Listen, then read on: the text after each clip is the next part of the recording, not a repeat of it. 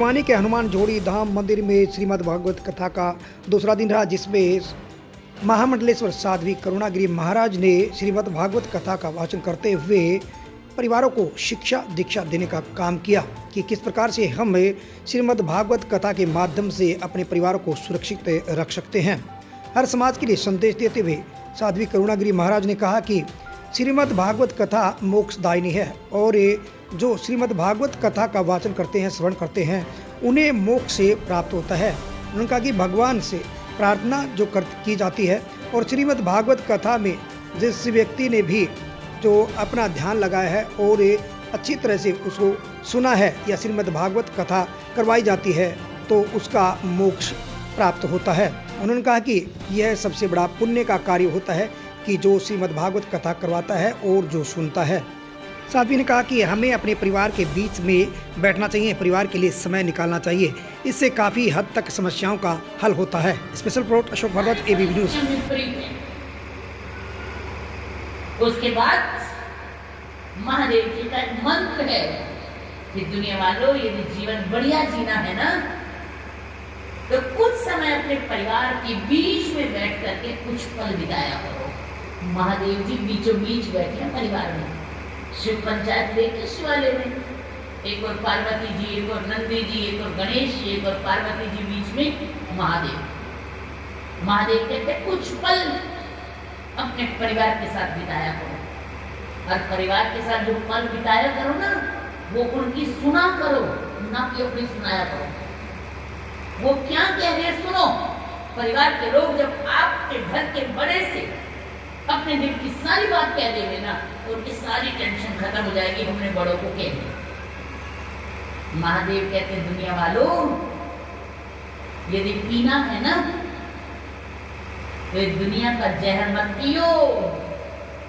पीना है तो सबर का जहर, ये सबर शहर शक्ति का, ये वाली टेबलेट खाओ और राम का नाम लेके उसको हजम कर दो। तब घर चलता है, तब परिवार चलते हैं। घर के सबसे बड़े व्यक्ति जो बुजुर्ग है, घर के सबसे बड़े व्यक्ति का क्या गहना, कौन सा गहना है? चुप रह के खुश रहना। एक तो कम बोले घर का बड़ा व्यक्ति, और एक सदा खुश रहे, उसकी गृहस्थी में कभी दरार नहीं पड़ सकती।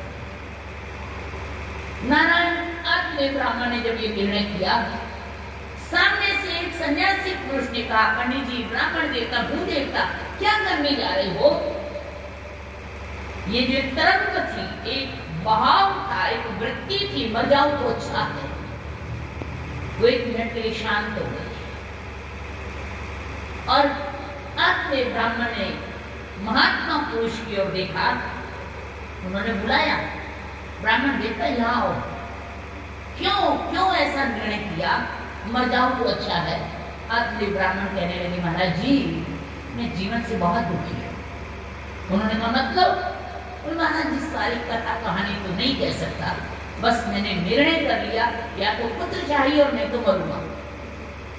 इसका मतलब जीवन में जिनके संतान नहीं है या पुत्र नहीं है, वो समझ गए। आत्मे ब्राह्मण ने कहा, महाराज जी, बस ये सब बातें, ये सब ज्ञान मेरे सिर से ऊपर जा रहा है, मुझे कुछ समझ नहीं आ रहा। मैं बहुत दुखी हूं, मैं बहुत परेशान हूं। मैं तुम्हें प्रसाद देता हूं, फल, जाके अपनी पत्नी को खिला देना। भगवान की कृपा से तुम्हारे यहाँ पुत्र रत्न की प्राप्ति हो। फल भी उसी को फल देता है जिसके मन में श्रद्धा होती है, नहीं तो फल भी फलीभूत होता नहीं है।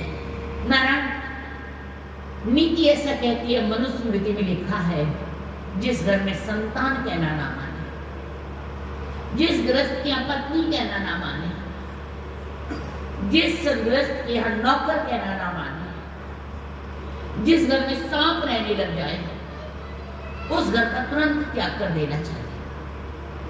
आत्मदेव ने ऐसा विचार करके एक दिन सदा सदा के लिए रात के समय उस घर का त्याग कर दिया। जैसे आत्मदेव ब्राह्मण ने त्याग किया, गोकर्ण ने भी पिताजी नहीं रहे ऐसा सोच करके त्याग कर दिया। घर में 2 प्राणी रह गए, धुंधकारी और धुंधली। अब धुंधकारी माँ से कहे पैसा लाओ, धन लाओ, जमा किया हुआ कमाया हुआ धन लाओ, कब तक दिया जाएगा।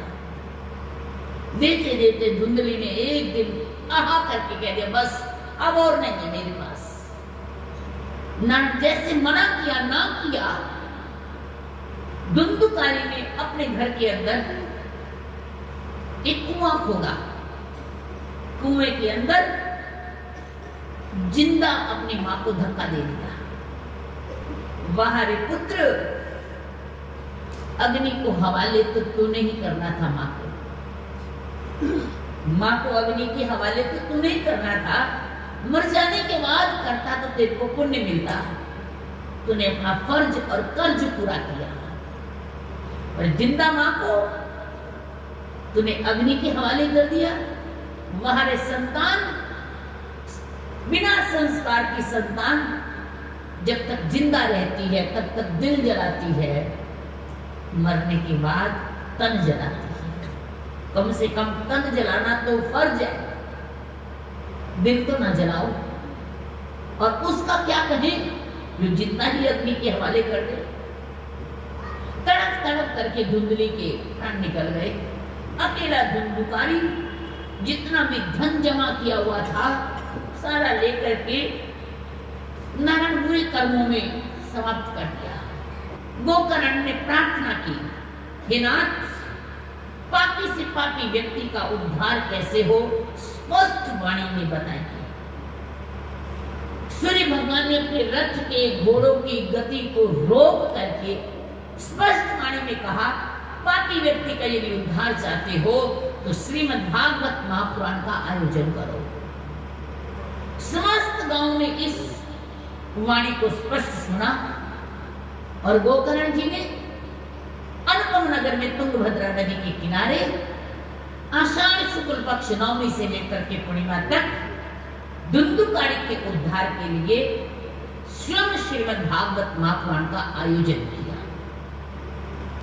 नारायण, एक बात पक्की याद रखना, उद्धार तो भागवत महापुराण कथा के सुनने से ही होगा। जितना भोजन कम होगा उतना भजन ज्यादा होगा।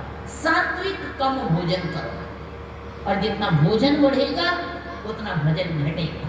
भगवान की कृपा से नारायण, भोजन और भजन दोनों शब्द एक जैसे हैं।